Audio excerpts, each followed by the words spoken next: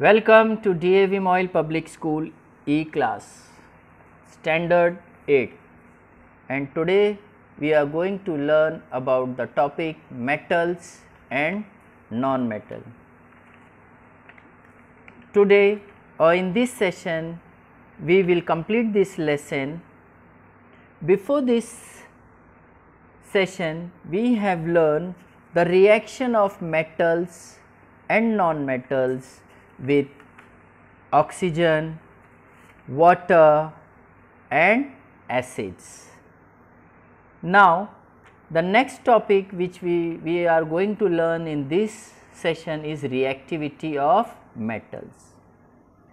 Reactivity, it means the tendency of the element to react with the substance to form a compound is known as reactivity. As we already learned, each and every element has a different reactivity. They doesn't react with the same speed with the other elements. The element which is less reactive occurs in a native state. They are found in the native state. And the elements which are highly reactive, they are found in a compound state, in the compounds.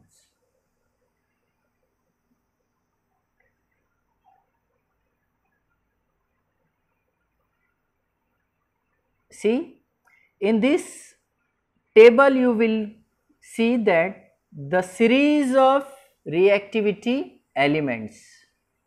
The most reactive element is potassium, followed by sodium, calcium, magnesium, aluminium, iron, lead, copper, mercury, silver and platinum.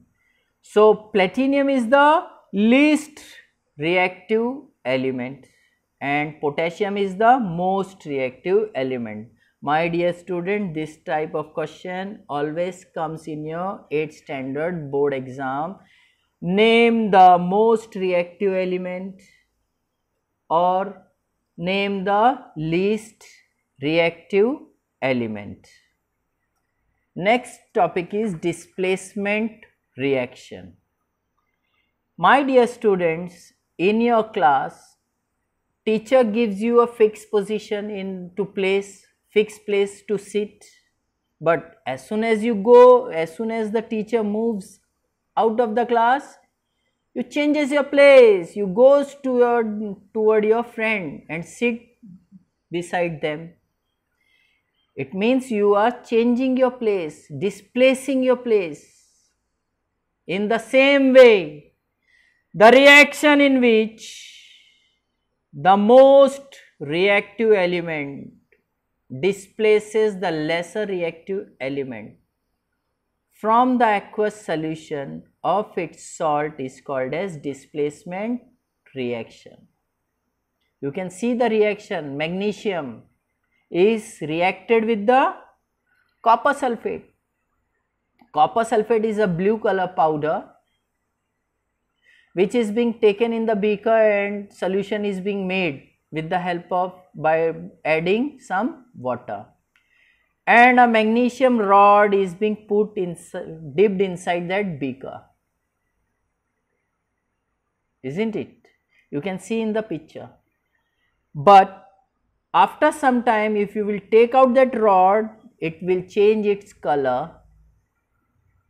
It will be brownish. It will be of the copper color. It means the copper is being displaced by the magnesium from that solution. So copper is being displaced. So copper is the most reactive or least reactive? Copper is the least reactive, is the less reactive, and magnesium is who displaces whom?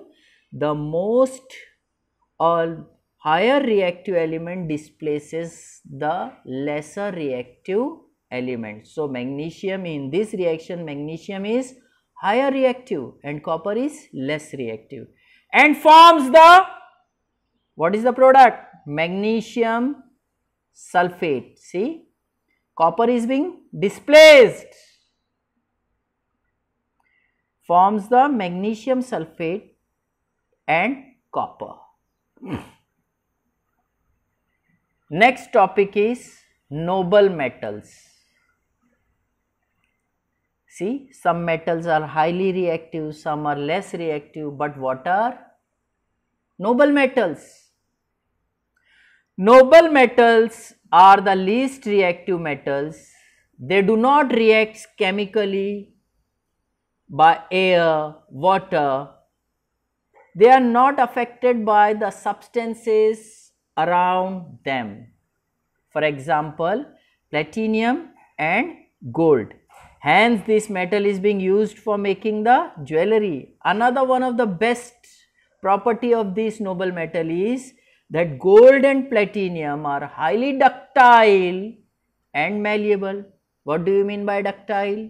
We have learned in the previous class the ability of the metal to convert it into the thin wires is called as ductility. Malleability to change into thin sheet like structure on hammering.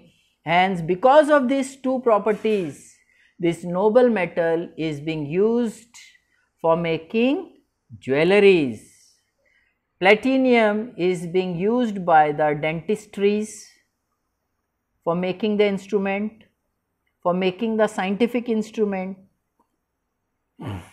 Gold, a pure gold is a soft metal.